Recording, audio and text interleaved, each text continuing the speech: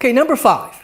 Does God really answer every true prayer? And what we're going to find out here is God has 3 answers. Yes, no, and wait. For example, the first one, 2 Corinthians 12, 8 and 9. This is the great Apostle Paul writing, 3 times I prayed to the Lord about this and asked him to take it away. And his answer was, my grace is all you need, for my power is strongest when you are weak. And if you didn't pick up on that, the answer was no. Now let me talk just a little bit about this. We don't know precisely what this was. In the context here, maybe some of you have heard the phrase, a thorn in the side. That comes from the Bible. That's right from the Bible. And it's Paul who uses it. And right in this context here, he's talking about a thorn in his flesh or a thorn in his side. We don't know exactly what it was. Here's some educated guesses based upon what we do know in the Bible. Number 1 could be that he had just, generally speaking, very poor health and a very weak, frail system. Because it's very clear when he came to the Galatians, it gives the appearance when he came to them, he'd like had malaria or something, and yet they received him in, So maybe malaria, something like that. The other possibility is that he had really, really bad eyesight. Based upon what? Well, remember when he was converted on the road to Damascus, he was blinded?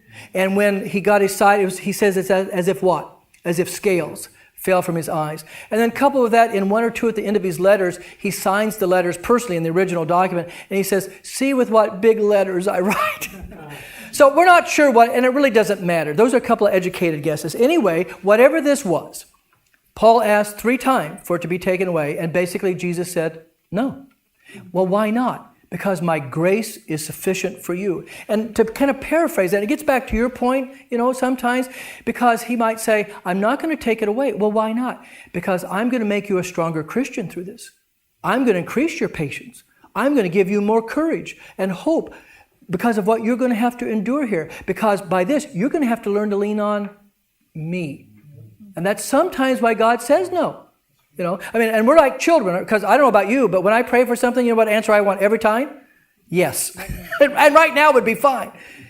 But God treats us like a loving parent too, and sometimes he's going to say no for our own good to develop our character. How I usually say this, I don't know if you'll remember this or not, but when we pray, if God, in answer of our prayers, has to make a choice between our comfort and our character, and he doesn't always have to do that, I realize that. But if he has to make a choice between our comfort and our character, you already know which one he's going to choose, don't you? He's going to choose our character, even if it's through discomfort, okay, to make us a stronger Christian. What good is faith if everything's easy and good? And it's real easy to have faith when everything's going hunky-dory.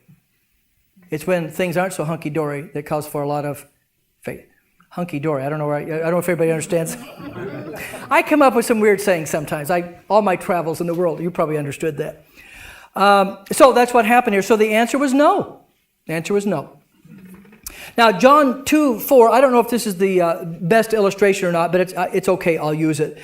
John 2:4, my hour has not yet come. Now, the context here, this is Jesus speaking. He's speaking to his mother, and it's a wedding. It's at the wedding of Cana. And you remember they ran out of wine at the wedding of Cana? And Mary, being a good Jewish mom, comes to her son and says, Jesus, they've run out of wine. Yes, mother. There is some humor in there when you look at it. And basically, she's hinting, and he says, Mom, it's my ministry. I'll be on my regular time schedule. Don't worry about it. My hour has not yet come. Of course, shortly thereafter, he changes the water into wine. And basically what we learn, you'll see from this, it says at his own time, in his own time. And that's true, right? Here's the overall statement on God's answering a prayer. He can say yes, which those are the ones we like. He can say no. And he can say wait, which means it's going to turn into a what? It's going to turn into a yes, but not immediately. Our dilemma from our human perspective is sometimes we may have a hard time distinguishing between a wait that's going to turn into a yes and a no. Now, there may be sometimes it's clear, like if we pray for somebody and they die, that's not a wait, is it? They're not going to live. But there may be other situations. Let me give you an illustration. There was a lady here that was a member of our church, and she was probably in her 70s. This is in the early 90s.